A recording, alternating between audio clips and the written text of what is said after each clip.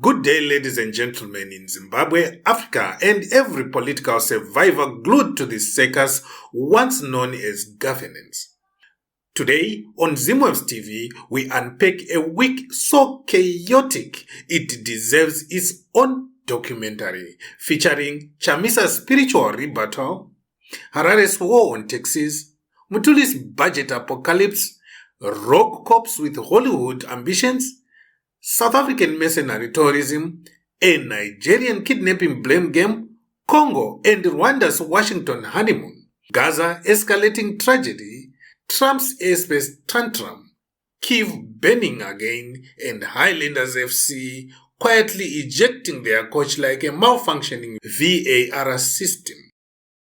Brace yourselves, this one is a roller coaster built by Zinara, meaning it will shake violently, collapse mid-ride, and still demand a tollgate fee. Zimbabwe's political atmosphere reached premium comedy this week when Nelson Chamisa had to pause his prayer life to clap back at one Twitter prophet who declared that it would be easier for a camel to pass through the eye of a needle than for Chamisa to become president. In Zimbabwe, we don't use metaphors lightly. We use them as weapons. And this one struck a nerve. Dasko, a keyboard warrior with more data bundles than political insight, went in to accuse Chamisa of being a secret ZANU PF employee, allegedly collecting campaign millions like church offerings before disappearing to private penthouses. Chamisa responded with unusual fire, reminding Zimbabweans that fighting a dictatorship isn't a Sunday picnic. Tine mavanga murwendo, he declared, and truly he has scars, especially the emotional scars of trying to liberate a nation that responds by asking him to produce a receipt for every political prayer he makes. But the best line? Chamisa, questioning whether some citizens had been possessed by Smith's spirit of betting, not in 1,000 years, only for dictatorships to crumble suddenly like ZANU PF manifestos after elections. Whether you believe him or not, the drama keeps feeding our algorithms, and for that, we thank him. Meanwhile, Harare City Council woke up from a 15-year nap and discovered that the capital is a transport jungle. Their solution? A stunning US $154 fine for unregistered taxis. Yes, the same council that can't fix traffic lights, potholes or sewage has finally found its true calling: billing. They are now sending building inspectors, fire brigade, environmental health officers, and maybe even librarians to raid combis.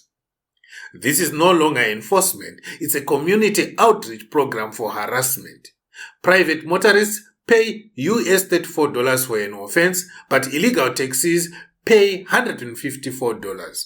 Why? Because fairness in Harare is a myth, a bedtime story we tell children when Zesa goes off. Officials claim it's meant to restore order, but the only thing that gets restored in Harare is another broken pipe outside Julius Nyerere. Then, Professor Gift Mugano, the economic Gandalf of Zimbabwean Twitter, dropped a nuclear thread describing Mthuli Ncube's 2026 national budget as the worst budget ever. When Mugano says ever, he means since rocks formed. He tore the budget apart, item by item. Anti-banking levies, punitive gold royalties, a VAT hike, IMTT still enslaving informal traders, shocking US $1.7 billion in unverified payments, ministries overspending like drunk DJs, and absolutely no mention of workers' welfare. Mugano's analysis was so devastating that even the IMF must have spilled their morning coffee. According to Mugano, Zimbabwe is now building invisible dams, invisible roads, and accumulating very visible debt. The only thing government is building successfully is new ways to collect revenue, mostly from citizens already living on prayer, peanuts, and pure courage. Schools, Hospitals and suppliers may have to wait until 2030 for payment, meaning inflation will be here long enough to vote in the next election. If that wasn't enough chaos, 3 CID officers in Kyiv decided policing was too slow a career path, so they allegedly upgraded themselves into part-time armed robbers. These officers reportedly staged Hollywood-style shakedowns between January and August, pointing guns at civilians, bundling a victim into a car boot, and negotiating payments like informal tax collectors. They even gave one victim an $80 loan to pay rent before robbing him again. You can't make this up. This is Zimbabwe's very own police loyalty program. Commit crime, earn points, redeem in court. The court case is ongoing, but the embarrassment is already fully paid. Across the Limpopo, South Africa delivered its weekly plot twist when 4 men were arrested at OR Tambo Airport on their way to join the Russian military. Yes, in 2025, some South Africans want to participate in foreign wars because their own country doesn't have enough load-shedding, political drama, and cabinet scandals to keep life interesting. Authorities say a woman was facilitating recruitment to Russia, proving that the hustle economy in South Africa has now reached international mercenary levels. Cyril Ramaphosa has ordered an investigation because nothing says stability like a president begging people not to fight in other people's wars. Then Nigeria, Africa's champion of multi-layered crisis, broke into argument over who is behind the recent wave of mass kidnappings. The government blames Boko Haram and ISWAP. Analysts say bandits. Monitoring groups say Fulani militias. In Nigeria, the security problem is like a family WhatsApp group. Too many participants, too much drama, and nobody knows who started the fight. Meanwhile, abductions continue, school children, churchgoers, villagers, all caught in a cycle of violence so profitable that kidnappers treat ransom as a legitimate industry. While the government denies paying ransom, newly freed victims keep walking out of forests suspiciously quickly. Somebody is paying someone. But in Nigeria, accountability is like stable electricity. Theoretical.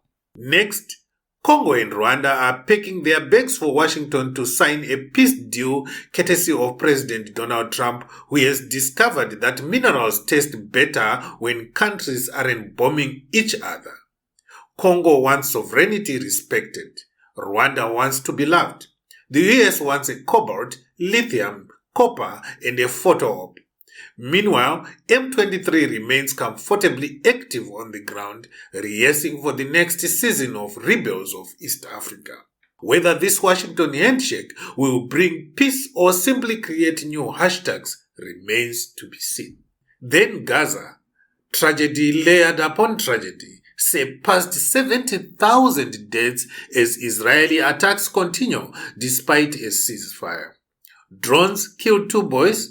Bombardments continue in several cities and humanitarian conditions worsen. Over 535 violations have been recorded since the truce. Every number is a life. Every life is a story. And every story is a reminder that real peace feels further away every day. On another side of global chaos, Trump casually announced that all airspace around Venezuela should be considered closed. No explanation, no details, no diplomacy, just a presidential WhatsApp broadcast disguised as foreign policy. US officials themselves were shocked, which tells you everything. The government is discovering US policy from Trump's social media page like everyone else. Venezuela, confused but defiant, continues its usual program, blaming imperialism and trying to survive sanctions, sabotage, and soaring uncertainty. Ukraine didn't get a break either. Russian drones and missiles rained over Kyiv, killing civilians, holding dozens and plunging parts of the capital into darkness. Zelensky's delegation is now rushing to the US for peace plan talks, under pressure to accept a deal that critics say is basically Russia-light. Families mourn, homes burn, and while diplomats argue over clauses, missiles write their own language. Distraction. Back home in sports, Highlanders FC confirmed that coach Peter de Jongh will leave at year-end. Or mutual, or polite, or diplomatic, which in football means everybody is tired of everybody. Bosso barely escaped the relegation, finishing 11th in a season so stressful even fans developed chest pains. With multitude clubs changing coaches for 2026, next year's league promises to be a bloodbath of tactics, prayer, and questionable refereeing. Ladies and gentlemen, the start of this week is shrouded in one long, chaotic, unpredictable script where everyone claims to be in control while everything spins out of control. But don't blink, tomorrow's headlines are already loading like a slow net one connection.